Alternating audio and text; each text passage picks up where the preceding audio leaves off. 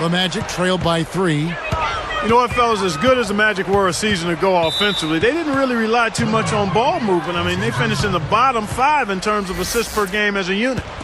Nelson and Richardson are manning the backcourt. Glenn Davis out there with Hedo Turkoglu, and it's Howard in at the 5 down low. So that's the lineup on the floor for the Magic. Butler dishes to Bledsoe. Off target from three-point range. Steve Clark talking about the Magic and why they couldn't generate more assists. What do you think? You know, they didn't shoot the ball as well last year. They run their offense through Dwight Howard, and they like to surround him with three-point shooters. But the percentage dropped last year, and because they didn't make as many shots, obviously the assists went down. Nelson, the pass to Howard, and Jordan sends it back. And they get it back. Gets it to go. Kevin, it's really hard to deny this guy the offensive board if he's got even the slightest position inside. He'll take advantage of any little sliver you give him. From the sideline, let's catch up with Doris Burke. Guys, Hedo Turkoglu left the Magic as a free agent after helping lead them to the 2009 NBA Finals. He struggled to have the same impact in Toronto and Phoenix. But now, back in Orlando, Hedo said, "This is a good fit for me. I feel comfortable. All I have to do is play hard here. When I have the ball in my hands, I'm able to do the things that I'm good at." Guys? His point forward style put to good use there. Good stuff, Doris. Thank you. And Turkoglu struggled like the rest of the team in the playoffs, but it does seem like Orlando remains the best place for his unique game. Yeah, don't give up anything for free. I like that. Send him to the line. Yeah, they don't want to sit back and watch you lay it in. I mean, make them earn it. Make them earn it. Don't give up anything easy. Catching up on the changes for the Clippers. Blake Griffin, he's checked in for DeAndre Jordan. Evans comes in for Kenyon Martin. And it's Paul in for Eric Bledsoe. And Jameer Nelson, one of the Magic players who really struggled in the playoffs last season. I mean, shot under 38% from the floor and was only 23% from distance. He just had a tough time shooting it. Now, here's Richardson, following the shot by Chris Paul. Richardson, good. And again, the lead changes hands. Yep, back and forth we go, Steve. I mean, back and forth, neither side caving in. And going back to Jameer Nelson, guys, apparently after a regular season game against Chicago, he told Derrick Rose, "I'll see you in the second round." Well, after the Hawks knocked out the Magic in the first round, they actually left tickets for Jameer at will call prior to their first game against Chicago. Now, here is Nelson. He's got 5. Fires for 3. Can't get it to go. Some solid defense from Butler. Puts it up. And he finishes nicely on the layup. Butler's got 8 points. Easy finish there. Defense was helpless. From deep, Richardson. And it's the Clippers with the rebound. Here's Young. And fouled as he went up to the dunk. Good aggressive move, and he'll shoot 2. That one on Nelson. Good foul. Make him earn the free throws. Don't let this team dunk. I like that. That's a smart foul. I mean, it's a lot easier to dunk it than it is to hit 2 free throws. Make them earn them at the stripe.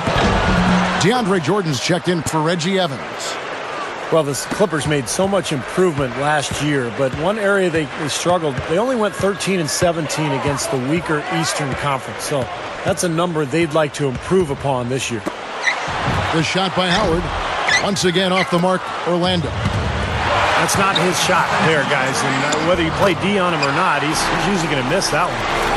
And that steal really triggered the fast break. Nice play. Hey, you're right. And the break itself may have been even better. We talk about those Eastern Conference teams and making those road trips to the West. Even the Clippers were not an easy opponent to play for them, Clark. No, not at all. I mean, the Clippers might have been a Cinderella playoff team if they were in the East. I mean, with that 23-18 home record. The West has so much talent.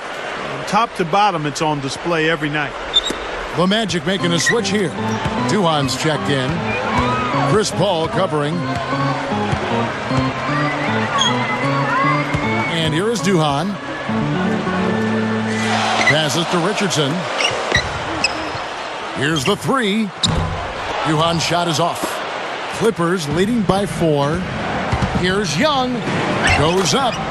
And a great assist by Paul as that one goes in.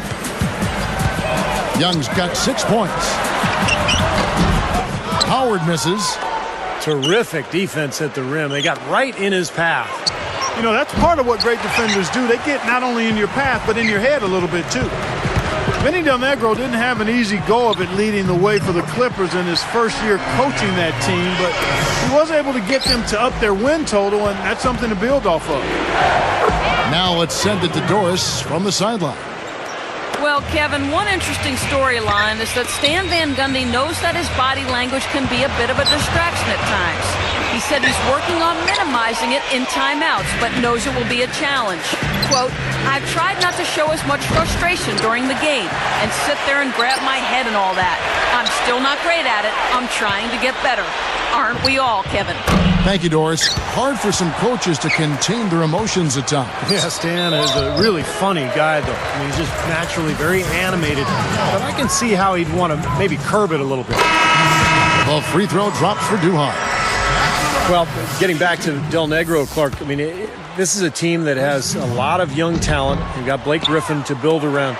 But it's had a losing culture for so long. So this is a tough job. I mean, he's got to really change their style, get them to buy into playing defense and playing together, and try to build some momentum with a franchise that really never has had any. Redick. Offensive rebound. Jordan gets called for the reach. That's his first foul of the game, and the bonus will go to the free throw line. He's off on the first. Second team foul. At the line, shooting. He hits the second from the line. Here's 4. He's got 5. Duhan hits the reach-in call. That's his first foul of the game, and the bonus will go to the free throw line. I like that foul. You don't want to give up an easy 2 in transition.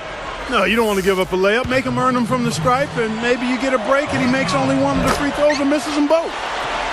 He's perfect from the line this time. He dishes it to Redick. From the arc. Cannot hit. And so we conclude the first half. Caron Butler has been playing well. 10 points, and his free throw numbers are good. 4 of his points have come from there. Yeah, that's